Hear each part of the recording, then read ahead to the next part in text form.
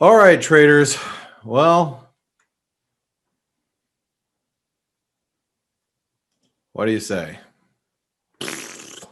Stinks, right? Yeah, I was hoping that we'd get some big moves in the markets, and it's just kind of like whatever. I was saying this in the chat room. We just didn't get anything that could quite possibly disrupt the. Oh shoot! I got to tell everybody. Sorry. Hold on one second. Do, do, do, do, do, do.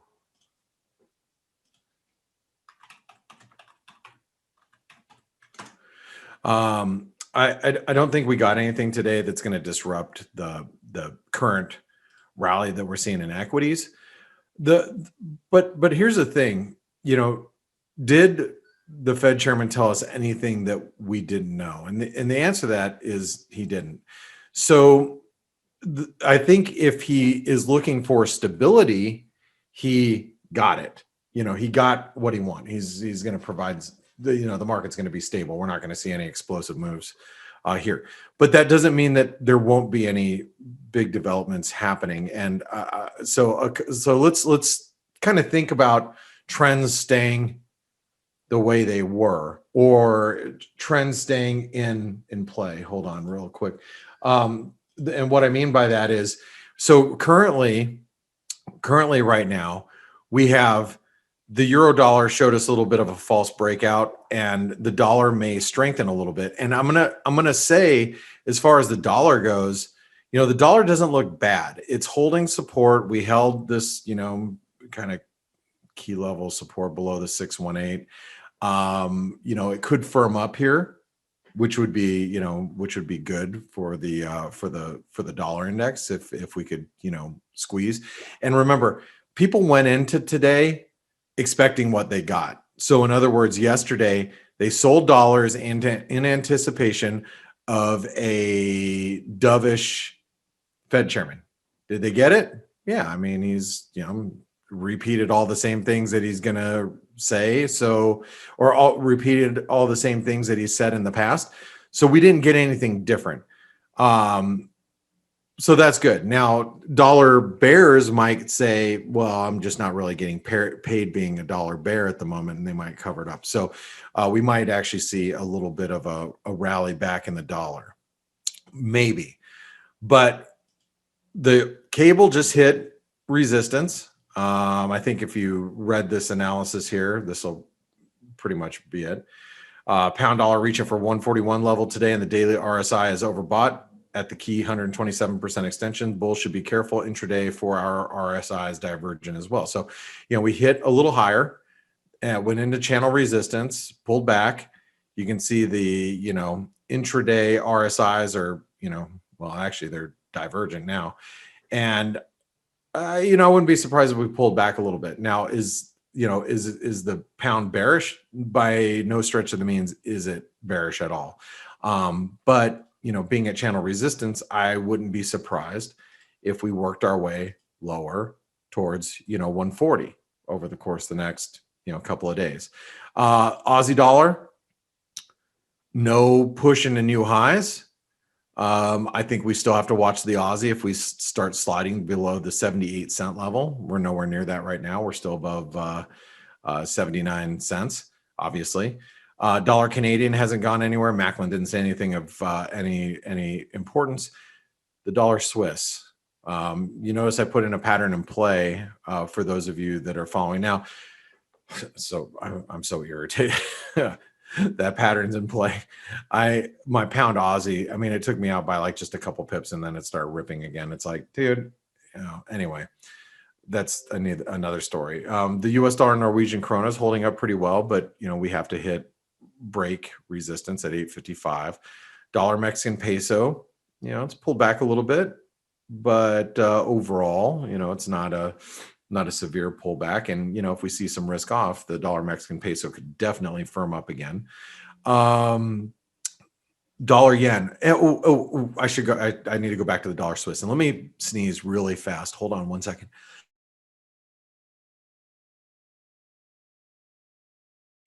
I would have blew your speakers out if you would have heard that one.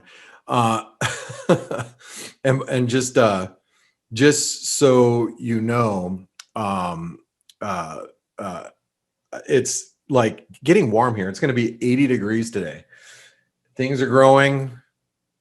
All sorts of funky stuff is growing now, and the problem with that is it's gonna bring on my allergies for the next couple of months, I believe, and that's no fun. So the dollar Swiss is firming up towards its highs, and one thing I want to talk about the dollar Swiss, keeping in mind that things aren't going to change. Like you're not going to see a disruption of stuff that we're seeing currently. So let's think about that. Look at the 10-year. I know we're pulled back a little bit, but look, we're just maintaining gains here. You know, if you're a bond market a bull, you know, you're probably a little disappointed right now. Okay, 30-year yields reaching.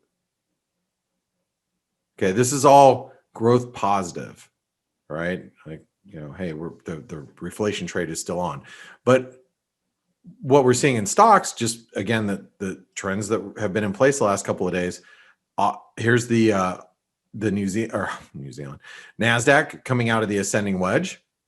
Okay, breaking down after the head and shoulder pattern.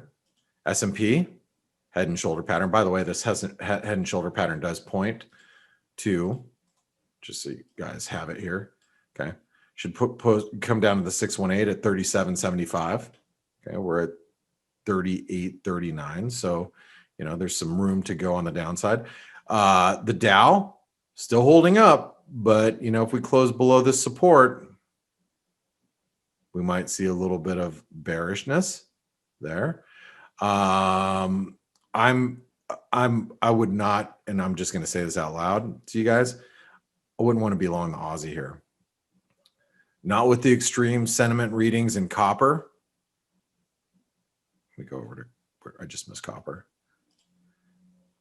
Not with the extreme sentiment readings in copper. By the way, copper is stronger today. It's up by 0.8%. I don't trade copper, but I trade Aussie as a proxy, right? So the DSI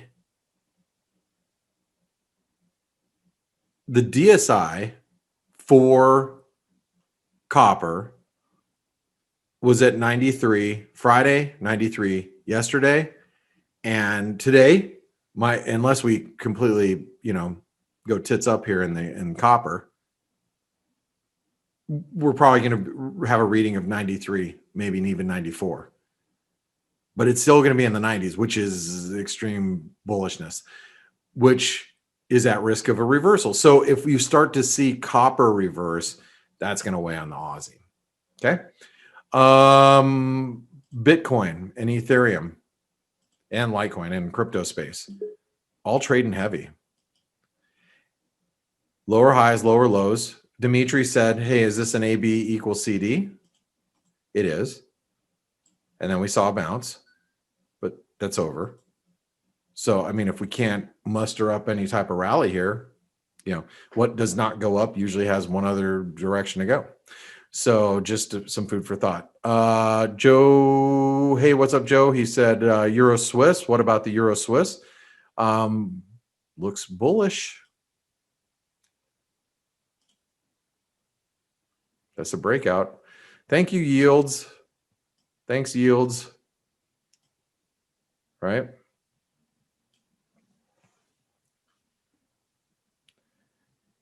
And look, if this is going to continue higher and the euro dollar can't break out of this inverted head and shoulder pattern, what's that do to the Swissy?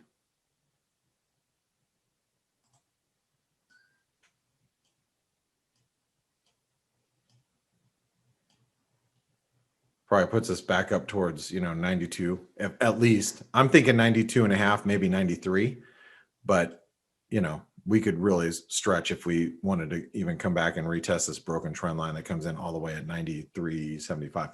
Just depends how much the dollar can actually move. But those are just some things that I'm looking at, guys. So remember, Jay Powell didn't say anything that's going to disrupt the market. He didn't say anything that's going to disrupt the market. So things are going to kind of continue in the direction that we were just going prior to that. Raj, he asked about SPACs, or special purpose acquisition companies. Is that what they're called? That's the acronym.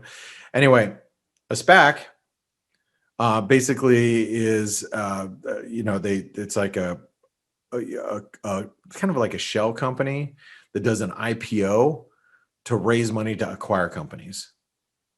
This is like, I want to, like, let's say, there's a private company out there and they make widgets, and you really think that the widget's going to be the next big widget maker, they're going to make the best widgets in the West, in the world.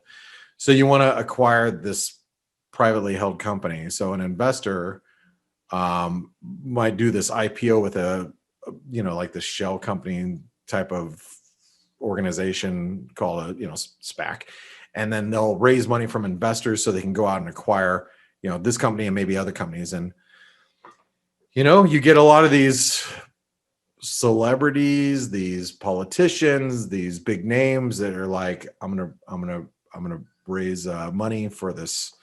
I want to acquire all these private companies. Investors don't even know what the hell they're buying, and it's and like I said, they've been around for a long time. But this is a product of massive liquidity in the market. You get excessive risk taking. You get SPACs. You get the highest amount of IPOs in decades. These are all just byproducts of having a massive and abundant amount of liquidity sloshing around the system. It's easy money.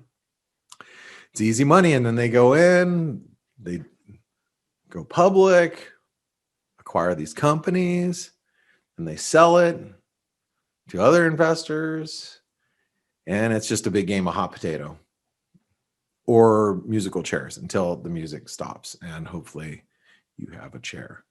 All right. Irina says S&P broke through the line. Yes, S&P is below the neckline. And I have to say, while the S&P is below 3870, there's no reason to be bullish now. Not right now. I mean, let me take that back. There's no reason to be bullish near term. And then, the risk would be if we break through this this green trend line, then we're probably going to trade back down to 3,600. Then we have to start being really, really careful with being too bullish, right? Okay. So with that being said, guys, I want to thank you all for your support. Simon said a little bit of Dow bearishness, dude. It's held for days. Let's hope so. I want to thank you all for your support. You guys are awesome.